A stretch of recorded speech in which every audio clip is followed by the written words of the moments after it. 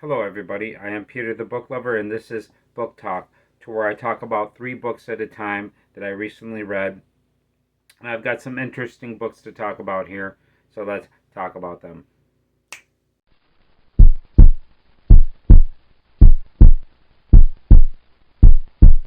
Thank you for coming by. I am Peter the Book Lover, and I like to talk about books. I like to collect books, and I really enjoy books. So I make videos talking about the books that I've read.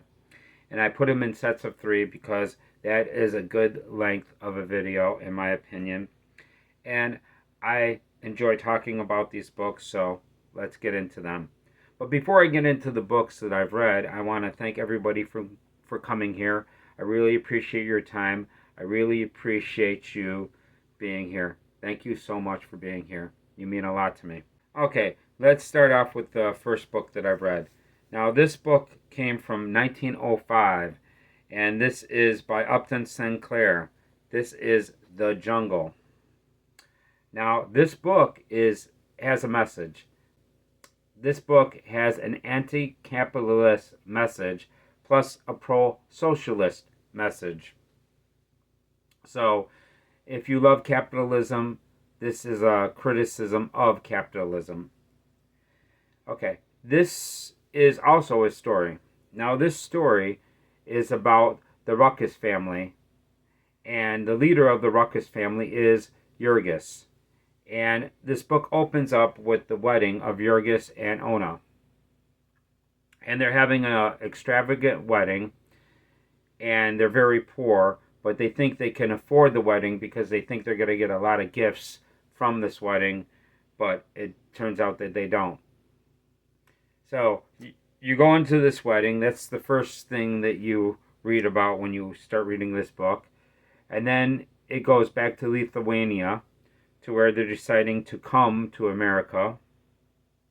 And then they go to America. And they're surprised at first because, for one, they go to Chicago, as a matter of fact, and the city does not smell very good, and it's not very pretty. And they get there, and then we get into chapter 3.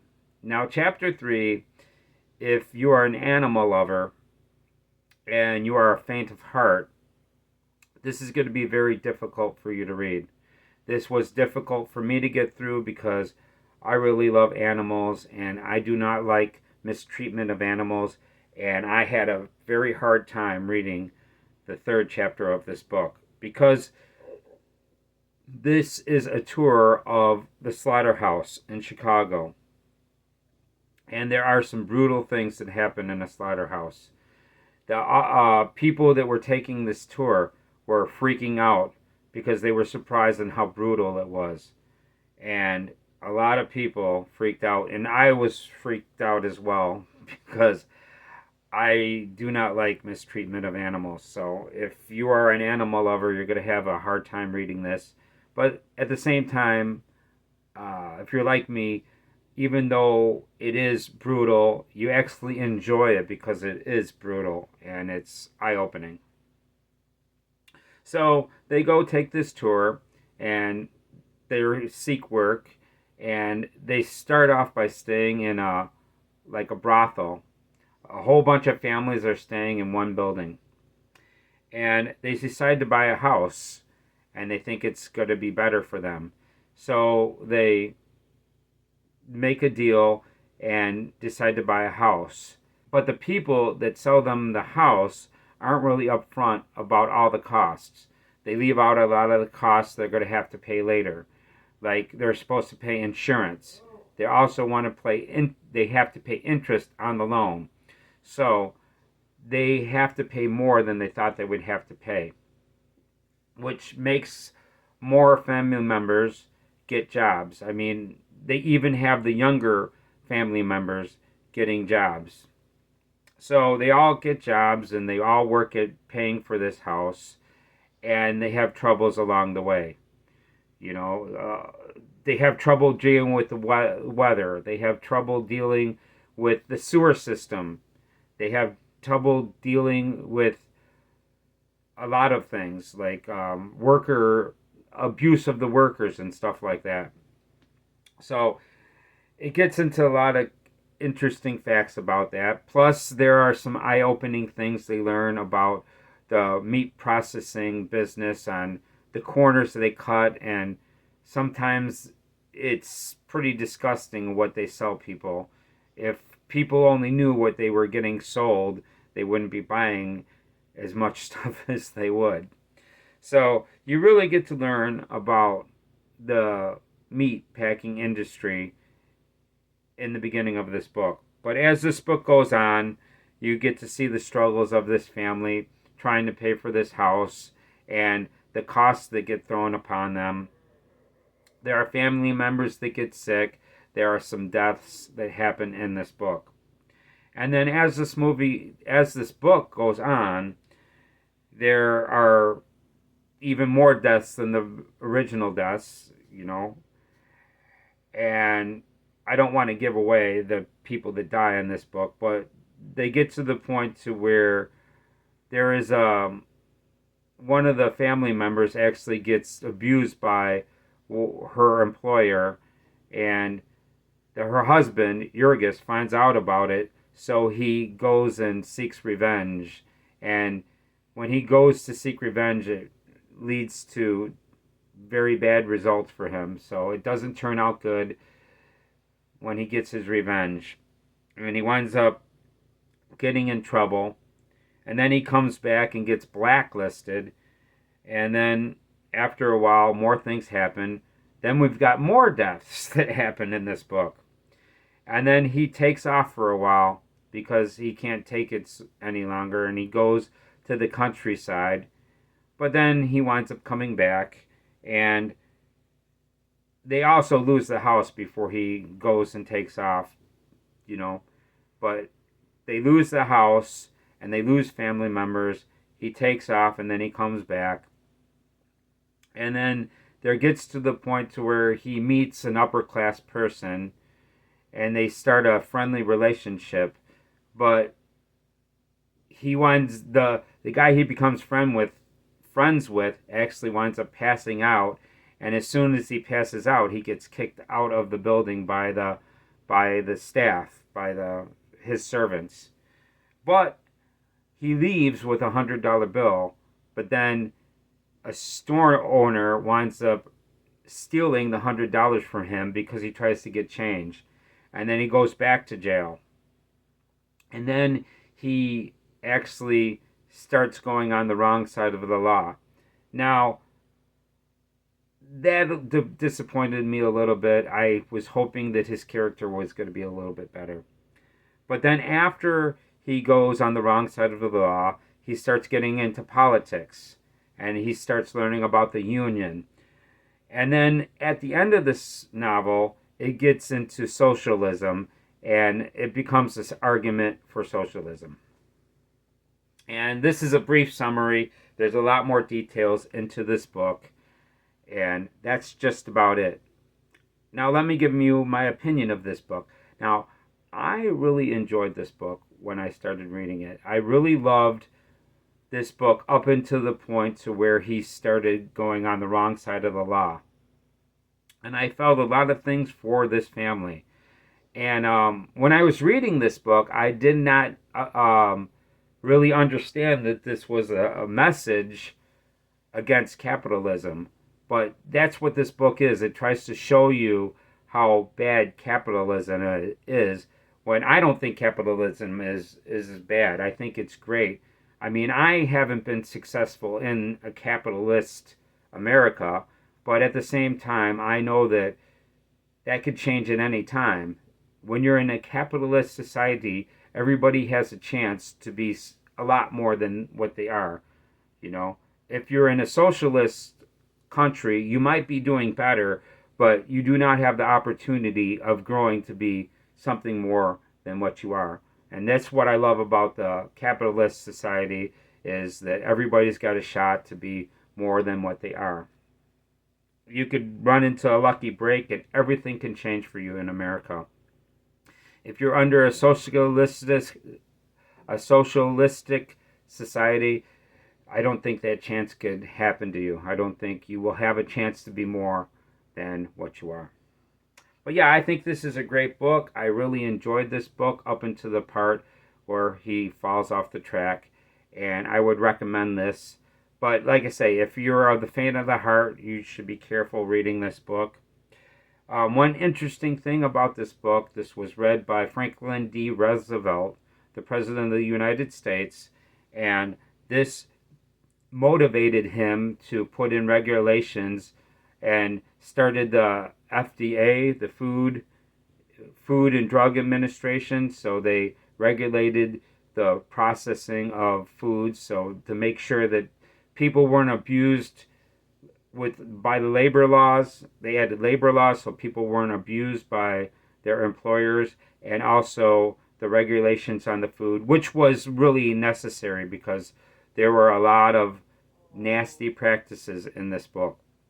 So this is The Jungle by Upton Sinclair, and I think you should read it if you are into an interesting book.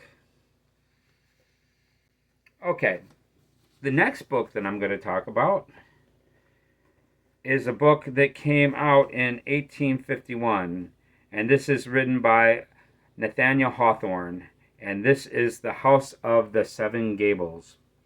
And this is the second book that I read by Nathaniel Hawthorne. And let me explain what this book is about. This book is about a person that had a field, and he built a log cabin on this field. And his name was Matthew Maw.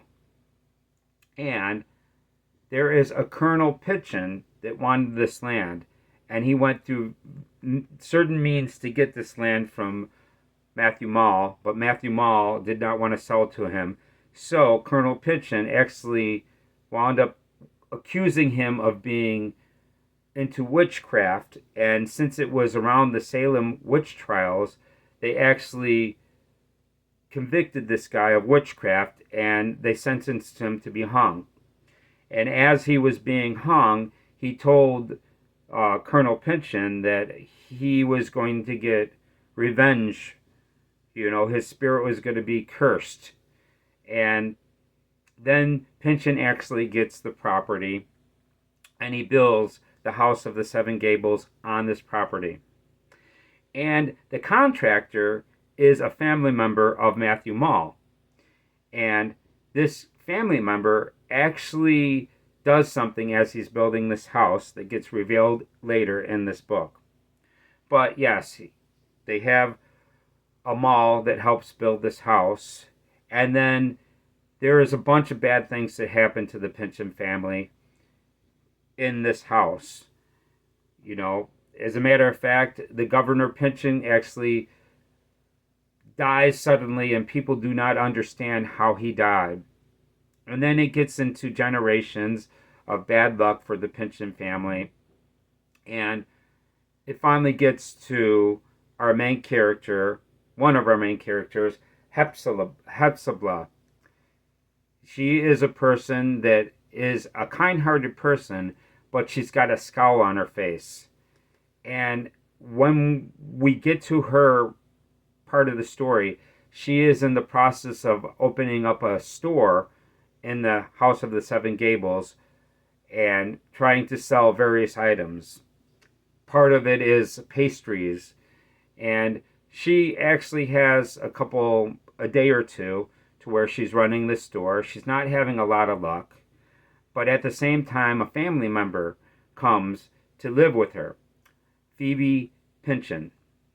And Phoebe Pitchin is a person that is like a bright person, not bright like smart, but like a happy person, and she's very friendly, and she winds up helping her with the store, and the store becomes a lot more successful once Phoebe actually joins the business, and she helps her with the business, and they're doing well.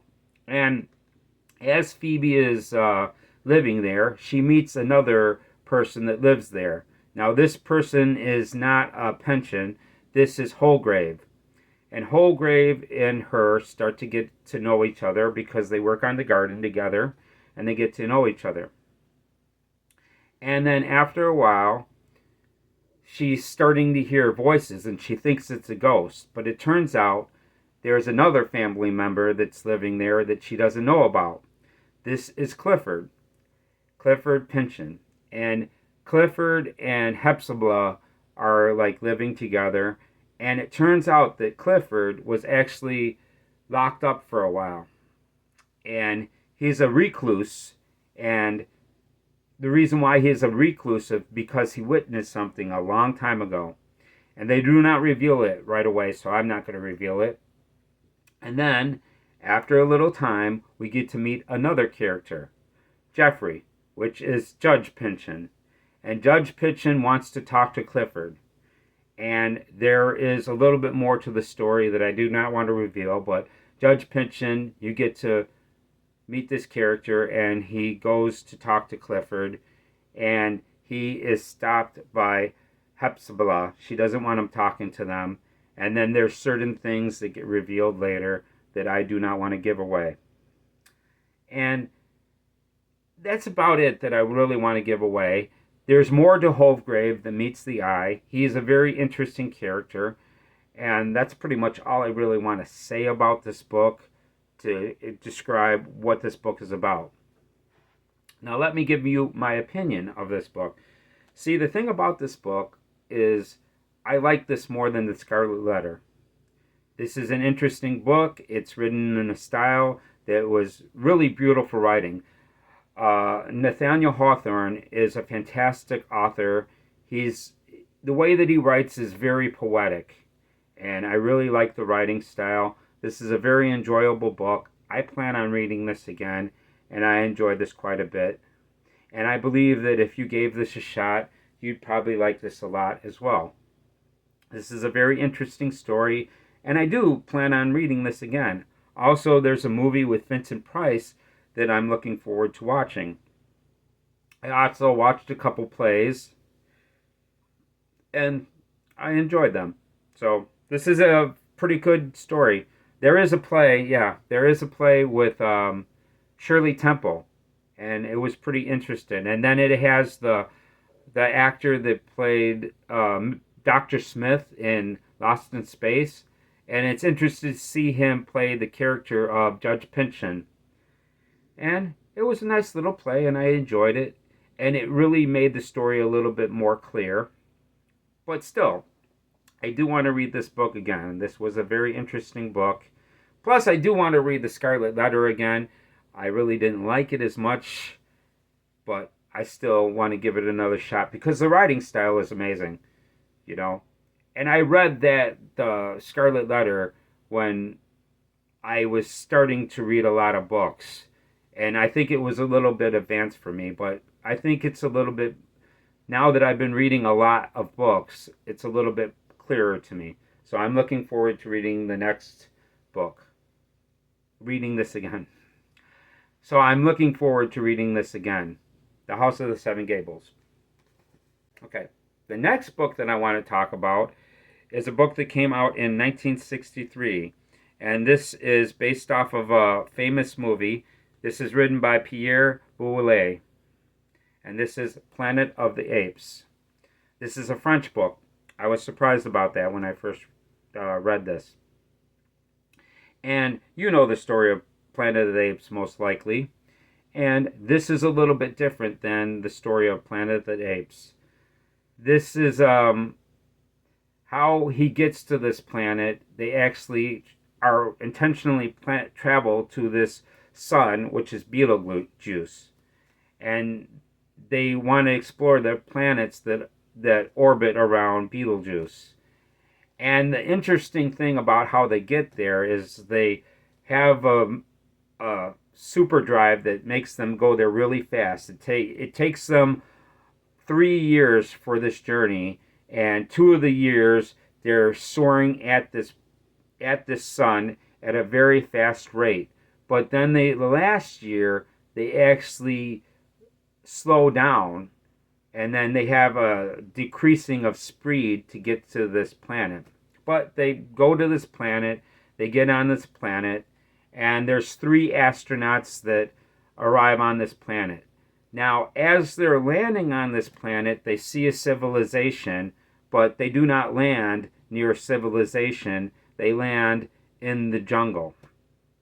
So they walking around this planet that's new to them, and they run into a woman, and she's naked and she's beautiful, and they try to figure her out.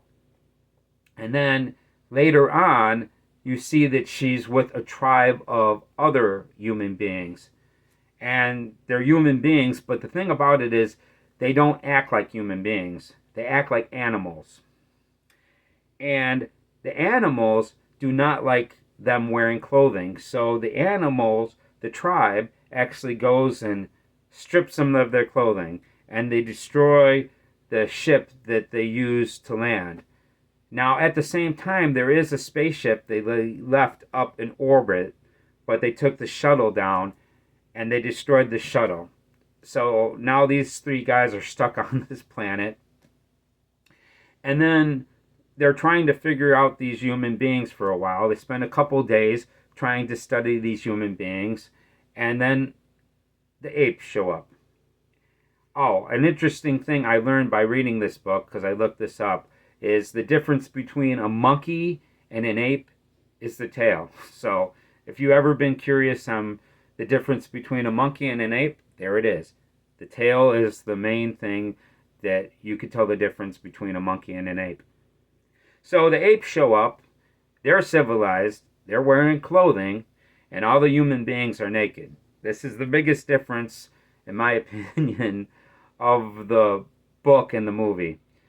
So they capture them, and the main character, Ulysses, actually, they follow his story. He gets captured, and he spends his time with these apes trying to convince them that he's intelligent. But they don't think that he's intelligent at first. They think that he's just mimicking intelligence, and it's not actual intelligence. But he eventually winds up convincing the people, the apes, that he's intelligent. And as he's in captive, he gets to know Nova, which is the naked woman they see in the beginning. He winds up giving her the name Nova. And she still acts like an animal, but she has an affection for him, but not in a human way, but in an animal way. And he gets close with her, and they're in captivity together.